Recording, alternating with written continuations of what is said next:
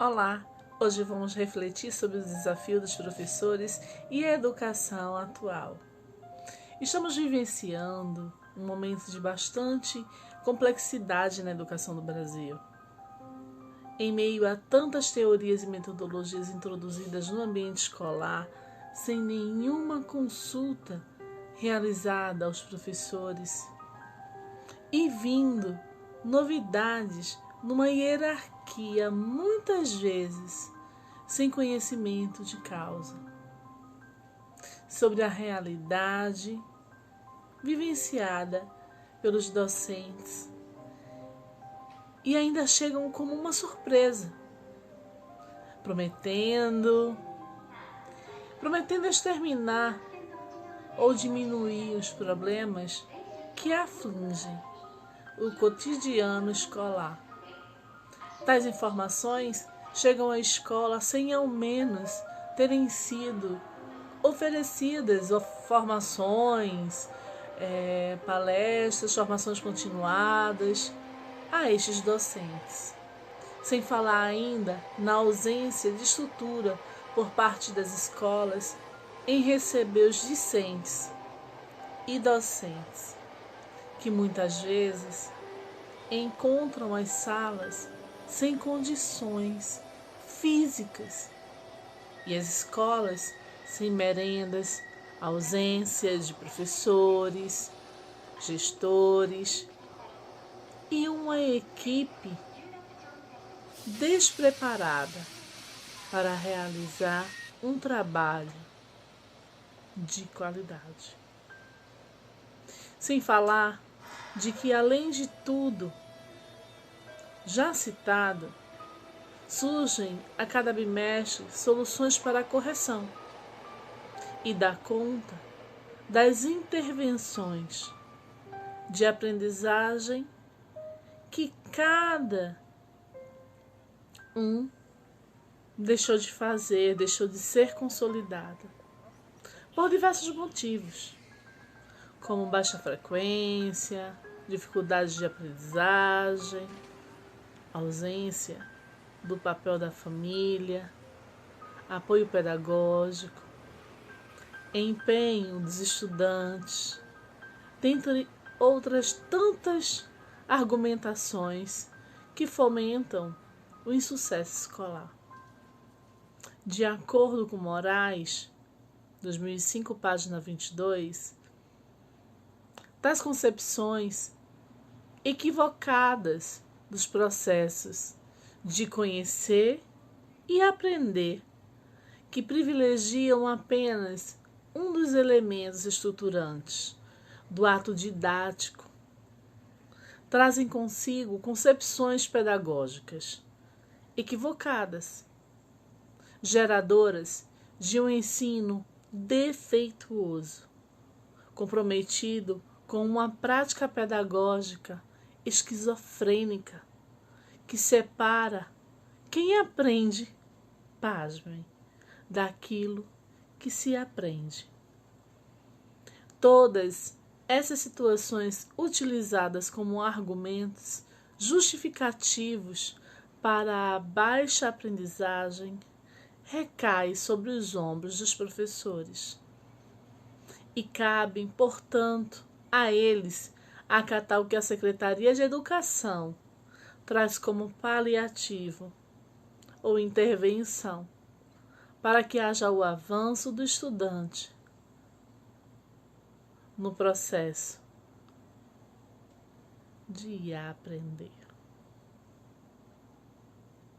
Este processo mostra que a grande preocupação ainda seja com os números, que a escola tem que fazer de conta e aprovando que bimestralmente haja avanços, independentemente do cenário que o professor desenvolve seu trabalho. O que é levado em consideração nos exames internos e externos. Será que há alguma preocupação com a qualidade da formação continuada que este docente está recebendo? Está sendo realizada uma escuta desses professores para saber o que vos falta para a realização do trabalho em sala de aula? Será que esses professores estão sendo ouvidos? Essa nova visão educacional, para ser materializada, requer, por outro lado, uma nova política, uma política civilizacional, baseada não apenas na racionalidade. Nessa racionalidade técnica e no aparato tecnológico, mas também no patos, ou seja, na sensibilidade, na estética do pensamento e na responsabilidade social. Uma política capaz de complexificar o pensamento político e pedagógico. Mas, aprisionado pelas jaulas epistemológicas da escola tradicional, pelas rotinas pedagógicas e burocráticas institucionais, burocracias que impedem o desenvolvimento de novas propostas comprometidas com a responsabilidade social da educação e com a sua missão transcendental, voltada para a ampliação do nível de consciência do sujeito aprendente. Em relação à dinâmica, podemos pensar nessa dinâmica operacional de sua própria vida. De acordo com Moraes, na página 29, 2015, pelo que podemos perceber, esses aspectos são ignorados. E ignorados por todos, como se apenas o número resultante das avaliações fossem um indicativo de que a escola seja mais eficaz do que a escola B. Fato de ter conseguido maior nota nas avaliações.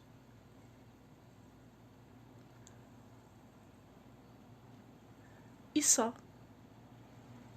Quando, na verdade, não se atenta no pensamento de que as formações obtidas nas formações de professores, quanto a graduação, especialização e cursos de extensão, possivelmente estão embasados numa metodologia vivenciada no século XIX ou XX, quando já estamos no século XXI. E essa escola do passado já não serve mais para construir a educação do futuro. Como nos diz Freire, 1996, venham sugerindo discutir com os alunos a razão de ser de alguns desses saberes em relação com o ensino dos conteúdos, porque não aproveitar a experiência que têm os alunos de viver em áreas da cidade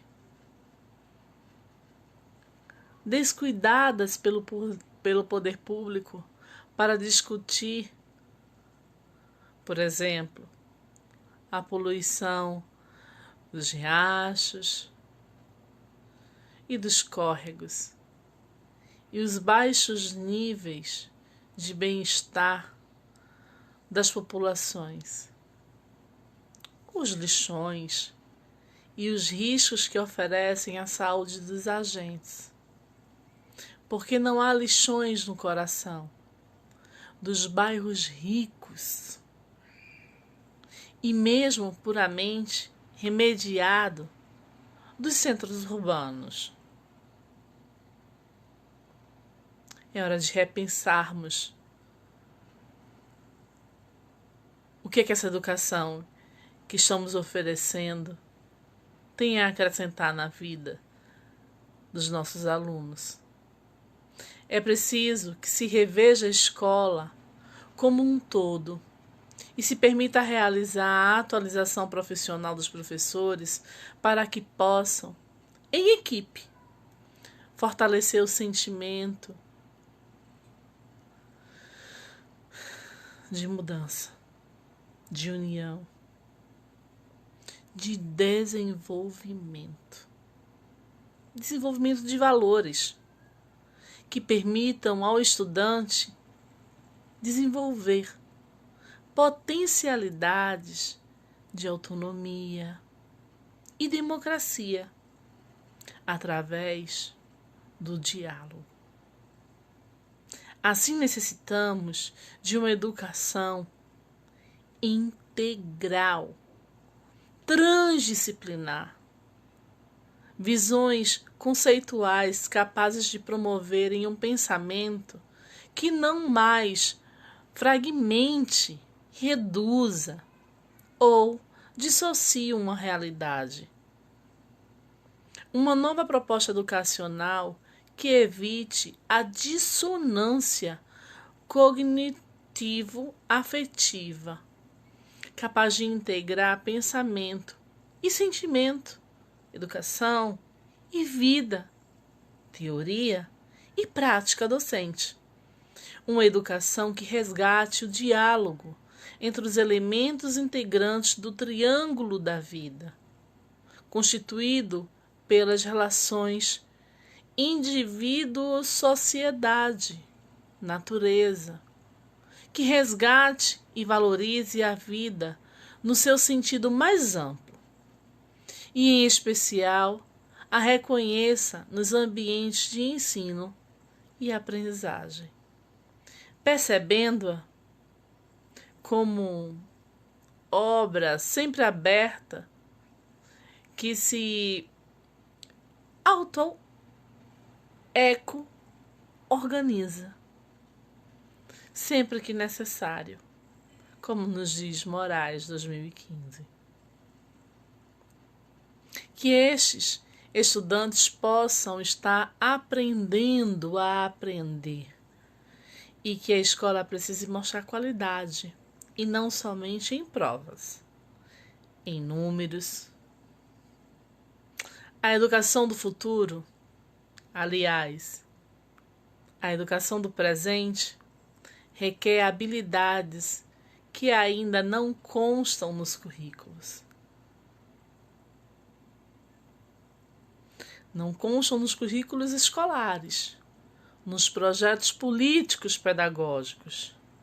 E quando constam, são menosprezados, pois os professores não receberam formação adequada. E por isso, como buscar potencializar valores? Por isso é que, na formação permanente dos professores, o momento fundamental é o da reflexão crítica sobre a prática. É pensando criticamente a prática de hoje ou de ontem que se pode melhorar a próxima prática. O próprio discurso teórico necessário à reflexão crítica tem que ser de tal modo concreto que quase se confunda com a prática.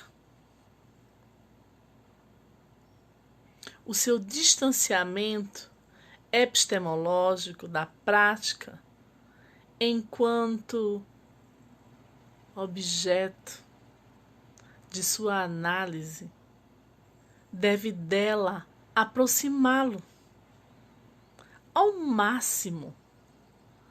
Quanto melhor faça essa operação, tanto mais inteligência ganha da prática em análise e maior comunicabilidade exercem em torno da superação, da ingenuidade pela rigorosidade, nos disse Freire em 2096.